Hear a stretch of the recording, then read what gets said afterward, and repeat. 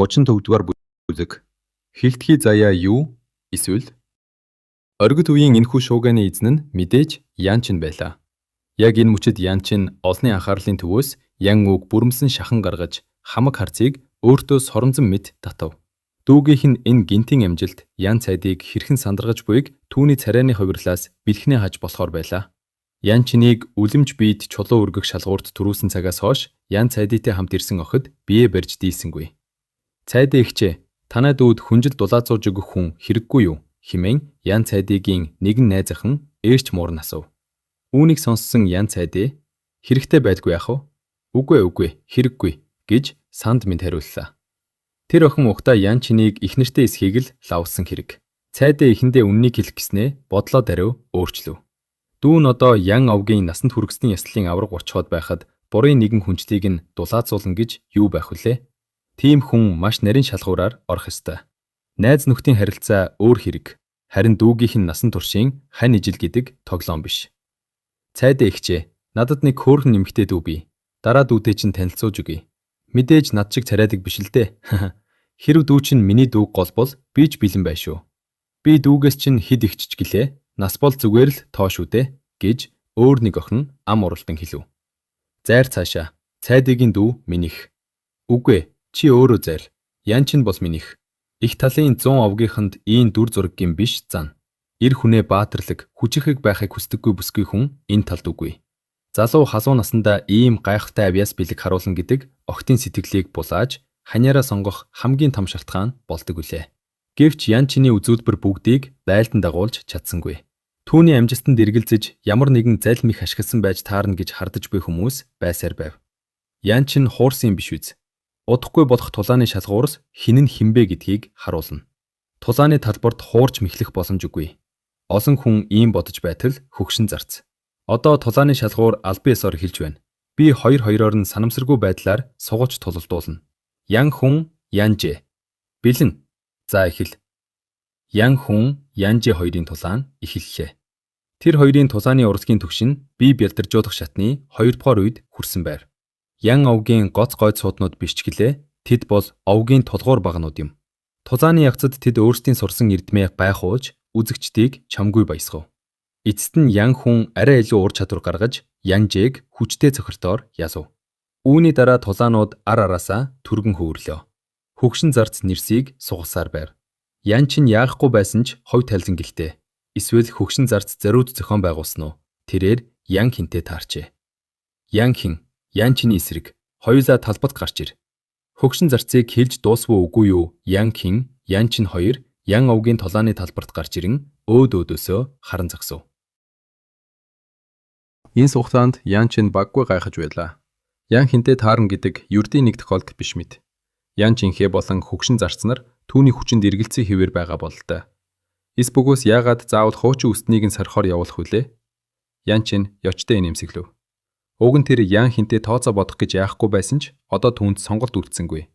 Харин Ян хин өөрийгөө азгүй гэж огтхон ч бодсонгүй. Тэрээр хүүтнэр инээмсэглэн хүзүүгээ дуугаргана. Ян Чин, чи үнэхээр азгүй юм. Яг надтай таардаг байна шүү гэж багталтайгаар хэлв.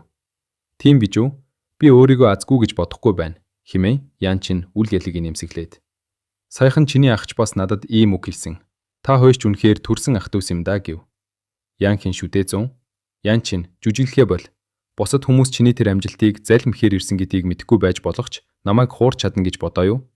Санаа зовлтгүй. Би удахгүй чиний багийг хуу татаж, залмих болон жинхэнэ суу бэлэг хоёрын ятхааг харуулж өгье. Ийн хэлээд Ян хин уур хилэнтэйгээр Ян Чин рүү дайрав. Тулааны урлаг, 8 үүдний хумс. 8 үүдний хумс бол асар аюуртай, хөнөөлтэй мэх юм. Ер нь энэ мэхийг хэрэглэсэн л бол цус урсгах нь гацаагүй. Ян хин өнөөдөр үхлийн цохирд өгөхөөр шийджээ. Ян хин ийм хэрцгий мэх хэрэглэн гэж юу? Энэ нь олон хүний таавраас давсан хэрэг байв. Уг нь нэг овгийн залуус хоорондоо тулалдахдаа бие биеэ хайрлаж хүлээцтэй ханддаг. Гэтэл Ян хин цусан төрлийн холбоогоо огт үл тоож байлаа. Ян Чиний нүд ирэмхийн зуур нарийсаж Ян хиний тэрхүү хэрцгий мөхийг хараад харцанд нь хүүтэн очг яцхив. Бусд нь түүнийг ийнд оромжиж байхад тэрээр зүгээр суух шалтгаан байсангүй. Ян Чин, миний хүчийг хар. Ян хин цээжний зүрхийг сууглагч хар бар гих зогшилт авч хумсных нь эсгэрч чимээ агаарт сүртэй дуулдав.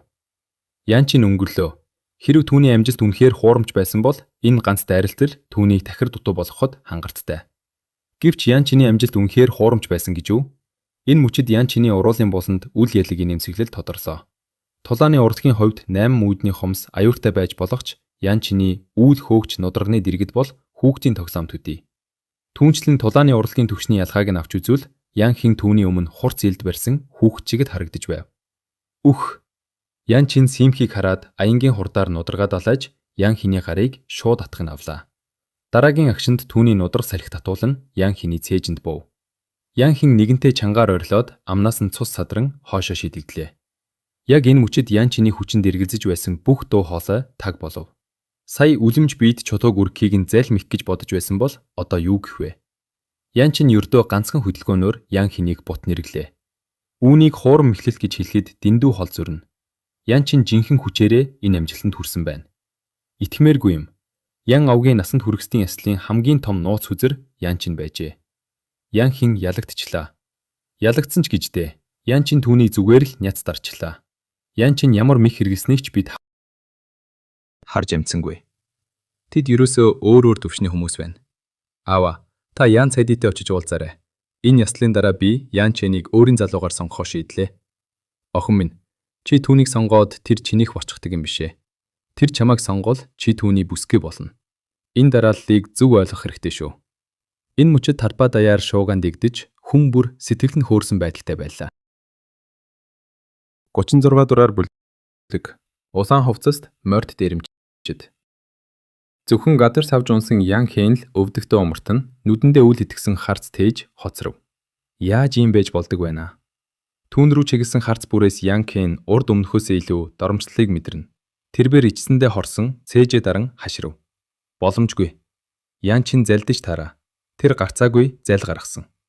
Дуугүй бол химэн хөгшин зарц уурсан зандарлаа. Тэр ихэндээ Ян Чинийг зайл гаргасан байж магадгүй химэн сэжиглэж зариуд Ян Хинтэй тулгсан билээ. Гэвч одоо харахад Ян Чин үнэхээр л өөрийн чадал, эрдэм мэдлээрээ ясна тодорхой болов. Харин Ян Хин ядагдлаа дааж чадахгүй уурсан димээч байв. Насанд хүргэстийн яслал бол ариун мяндын арга хэмжээ тул хин нэгнийг ийхүү ааг омог гаргахыг хэрхэвч зөвшөөрөхгүй.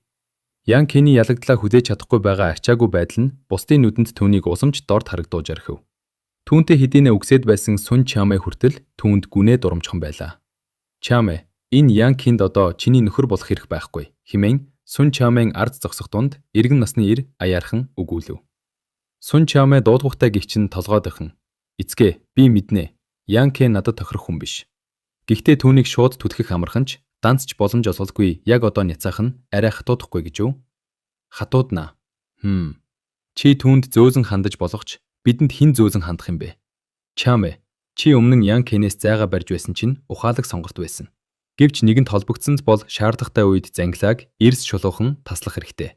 Тэгэхгүй бол ирээдүйн нөхөр чинь чамайг басамжлах болно. Хэмээн Сун Чамэн эцэг хувирдгүй хэлээд би зөвхөн чамайг хожин зовхоос л сэргийлж байна гэв. Ойлголаа аваа. Би Ян Кэнийг эрс шийдэмгий няцаах болно. Хүмүүс одоогийн бэрхшээлээс илүү ирээдүйн жаргалыг сонгох нь хавьгүй амар байдаг гэж. Сун Чамэн эцэг сая нэг сэтгэл ханаж толгойд иход. Санаж яв. Ян Кэн Ян Чинийг өдөөн хатгсан. Одоогийн байдлаар Ян Чин бол Ян овгтнуудын нууцаар бэлдсэн суу тухаантан байх магадaltaй. Ян Кэн Ян Чин хоёрыг харьцуулахад хинэн жинтэй, хинэн чухал болохыг чи сайн тунгаах хэрэгтэй. Сун Чамэ шиг охин гэр бүлийнхээ эрх ашигын төлөө ямар сонголт хийх ёстойгоо яахан мэдэхгүй байх үлээ. Тэр Ян Кэнд анханасаа тийм ч их сэтгэлгүй байсан тул энэ үчид эрвэгцсэнгүй. Эцэг нь хэсэг зур бодсноо. Манай Сун овгтнууд Ян Цайдитэй багт нь таагүй харилцаатай байсан ч тэр бол өнгөрсөн хэрэг. Тийм ч ноцтой асуудал биш. Хэрэг боломжтой бол Ян Чин сайн сонголт байх болно. Мэдээж чиний одоогийн төвшөнд түндэд үзэх амаргүй байх. Гэхдээ боломжийг хүн өөрөө л атгадаг юм шүү. За аваа. Хэмээн Сун Чамэ уруулаа хөнгөн хацгад нүд нь гэрэлтэн ирэв. Эцгийнхэн санаа тодорхой. Түүнийг Ян Чиний араас гүйлгэхээр төдөлдөж байлаа. Ян Чиний үзүүлсэн амжилт үнэхээр л түүнийг ангуучдахад хүргэн байсан ч түүнийг өөрийн болгож чадах болов. Фэн Шүэвүү Ян Чинд хэрхэн нухацтай хандаж байгааг тэр харсан. Өөрөө Фэн Шүэвүүтэй харьцуулахад тэнгэр газар шиг зөрүүтэй билээ. Яах вэ? Аавын зөв. Боломжийг хүн өөрөө татгах ёстой. Хэмээн Сун Чамэ дотроо шивнээд Ян Хинтэй харилцаагаа бүрэмсэн таслахаар эргэлээ. Удалгүй. Ян Хин хоёулаа дахиж уулзахгүй бай. гэж Сун Чамэй шулуухан хэлэв. Энэ үг Ян Хэний хувьд цэлмэг тэнгэрт аянга нэргэх мэт болов. Гэвч Сун Чамэй түүнд тайлбар хийх эсвэл гуйжүүлдэх ямар ч боломж олголгүй эргэж хараад хоромч сааталгүй одлоо. Сун Чамэй чи харамсах болно доо хэмээн Ян Хэн уурсан архилав. Ахаа, би Ян Чэнийг алахыг хүсэж байна. Би түүнийг заавал арна. Ян Хэний хажууд зогсох Ян Ву царайнд бариаж хүйтнээр тургив. Хог гэж чи биеэ барьж чадахгүй байна. Эн чинь ямар айш авир бэ?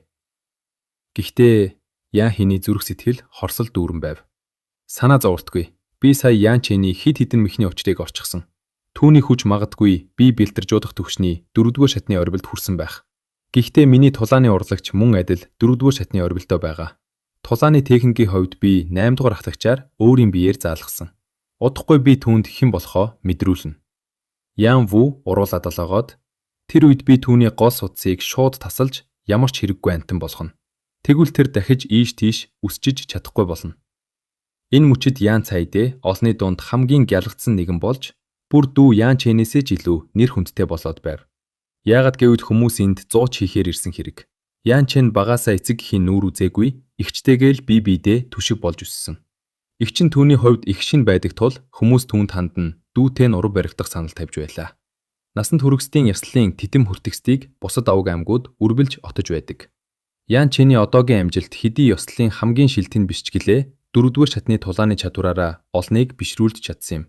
Түүний ирээдүй хязгааргүй гэрэлтэй харагдах тул хинт хоцохыг хүсэхүлээ. Ян Ву болон Ян Чэн нар яах аргагүй талбайн гол дөрүүд байлаа. Мэдээж Ян Чэний гайхалтай амжилт нь эртнээс нэрд гарсан Ян Вугийн дэргэд арай дутууж Ян Цайдыг хэдийнэ сандраж орхижээ.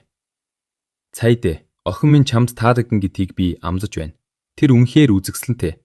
Чи дүүгээ нэг өдөр түнтэй уулзуулах хэрэгтэй. Миний хоёр дахь охин бол авиаслаг бас үзэгсэлэнтэй. Төгөлдөр хуур, шатар, уран бичлэг, зураг гээд бүгдэд чадварлаг.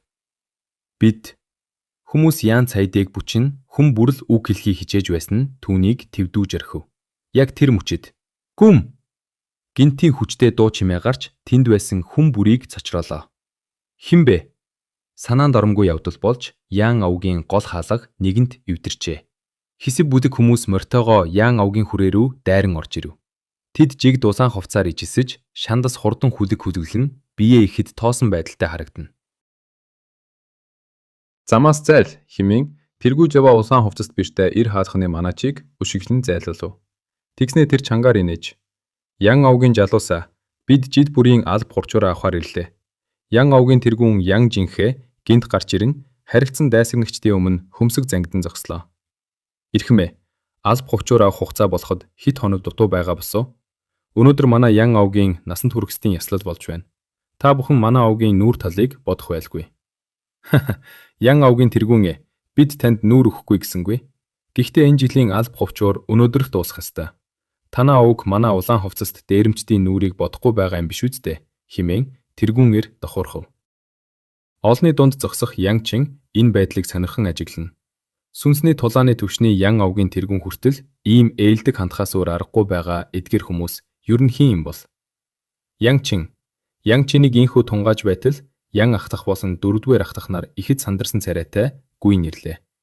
Энэхүү гинтийн өөрчлөлтөд Ян Чинийг ямар нэгэн аюулд орохоос тэд имэж байв. Ян Чин одоо Ян авгийн хувьд эрдэн мэт үн цэнтэй болсон.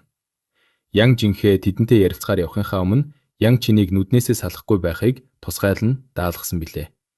Түүнд санаа зовж буй ахлахуудыг харахад Ян Чиний сэтгэл дулаацж. Ян ахлахаа, 4-р ахлахаа, энэ хүмүүс хин юм бэ гэж асуув. Ян ахлах гүнзгий амьсгаа аваад толгоо сэгсэрлээ. Эд бол улаан хувцаст морд дээрэмчид, ихээр талын орон нутгийн эзэрхийлэгчид юм. Эзэрхийлэгчид ээ. Дээрэмчид яаж ихээр талын 100 овогтнуудын дунд эзэрхийлэгчид болж чаддаг байна хэмээн Ян Чин гайхан асуув. 4-р ахлах гараад аллаж. Чи үүнийг мэдэхгүй ээ. Эдгээр дээрэмчид ихээр талын гадна талаас ирсэн юм. Магадгүй гадаад ертөнцид амьдарч чадахгүй болоод энд ирсэн байх. Гэсэн хэдий ч тэд ихээр тал доторхоол эзэрхийлэгчид бөгөөд хинч тэднийг эсэргүүцэж зөрхөлдөггүй. Эдгээр дээрэмчид дураараа авирлаж жил бүр алб хувчуур хурааж дарамтлагдгийм да хэмээн Ян ахлах дашуунаар инээх хэлв. Ихээр талд маш олон овг аймаг байхад ердөө хитгэн дээрэмчдээс яагаад айдаг юм бэ? Янчин үнэхээр байхаж байлаа. Түүний өмнөх амьдралд иймэрхүү дээрэмчид түүний нүдэнд өчүүхэнж харагдахгүй байсан билээ. Гэвч ихээр талд нөхцөл байдал өөр бололтой. Ян ахлах санаа алдна. Янчин, чи залуу байна. Үүний цаад учрыг ойлгохгүй байна. 100 овгтнууд нэгдүд үнэхээр хүчтэй нүнэн. Улаан хувцаст морд дээрэмчид ч хүчрэхэг боловч 100 овгтнуудын эсрэг зогсож чадахгүй. Гэхдээ маш олон гэр бүлээс бүрдсэн тэр олон овгууд нэгдэж чадах уу? Хов хүний хүч чадлын хувьд улаан хувцаст бүлэглэл хамгийн хүчирхэн бөгөөд бүр томоохон аймагуудыг ч давж гарна. Гэхдээ 12 томоохон аймаг нийлж байж л улаан хувцаснуудыг тогтоон барьж чаддаг юм хэмээн 4-р ахлах хэлв. Тийм болохоор тэд хитрхи хол явж зүрхэлдэггүй. Тэгэхээр 12 том аймаг тэднийг барьж байдаг байх нэ хэмээн Янчин бодвох ширв. Үгүй бол улаан хувцаст дээрэмчид манай Яан овогт ээлдэг хандна гэж санснаа ч хэрэггүй. Тэд биднийг эртэл газрын хөрснөөс агчих байсан хэмээн Яан ахлах өмсөг зангидан хэлв. Бидний хүч улаан хувцаснуудын дэргэд дэндүү сул. Бидний оршин тогтнож байгаа нь ердөөл тэр том аймагуудын сүр хүч тэднийг барьж байгаад л оршиж байгаа юм. 4-р ахлах үргэлжлүүлэн бид дундад зэрэглэлийн овог тулдаа л азтай байна. Улаан хувцаснууд хэдий дээрэнгүүч биднийг бүрэмсэн устгаж зүрхлэхгүй. Хамгийн ихтэй л жид бүр говчуур авч айлхан сүрдүүлдэг. Эцсийн эцэст тэд томоохон аймагуудыг тооцоолох ёстой. Гэвч жижиг овгууд тийм ч азтай биш. Хэрв дээрэмчдийн дургүй хүргвэл том аймагуудын орцоогүйгээр тэднийг шууд арчиж ирхэн. Дэндүү хэрцгий юм хэмээн Янчин шүүр сардав.